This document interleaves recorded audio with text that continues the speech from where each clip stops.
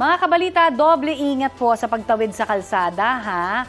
Di ba, dami na natin nababalitaan na hindi nakikita dahil sa blind spot. Kaya nga, di ba, ang tinuturo lagi sa atin nung bata pa tayo, look Look and listen, di ba? look left and right bago ka tumawid ng kalsada, di ba? Tsaka dapat sa pedestrian lane. Balita ko, may isang senior citizen ang nagulungan ng cement mixer truck sa Maynila.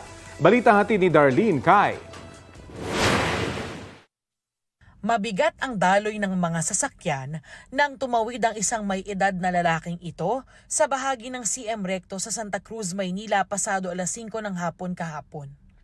Huli siyang nakitang palapit sa isang cement mixer truck. Maya-maya, umandar na ang mga sasakyan. Nasa gasaan na pala ng truck ang tumatawid na senior citizen. Agad rumesponde ang mga otoridad pero idineklara siyang dead on the spot. Nakahinto po yung mga sasakyan natin at yung mixer truck. Kita rin po rin sa CCTV na pinagbigyan ni mixer truck yung tricycle. Nung time na yun, sakto naman po na papatawid po yung biktima natin. So, nasa blind spot po. Nung time ng pag-abante ng mga sasakyan natin, doon naman po na hindi na po siguro napansin ng ating ng driver. Wala raw pahinanting kasama ang driver ng truck. Isa rin po yan sa mga anggulo na tinitingnan kung bakit nagkakaroon po ng mga vehicular accident.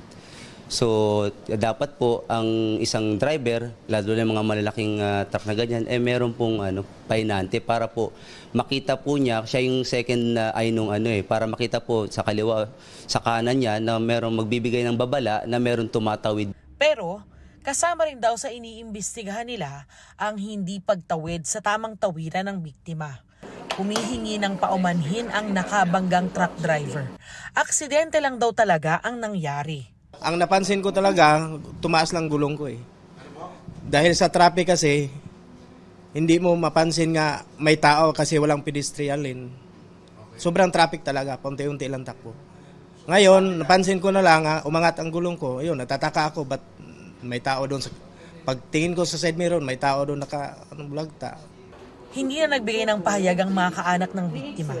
Yan ang balita ko. Darlene Kai ng GMA Integrated News.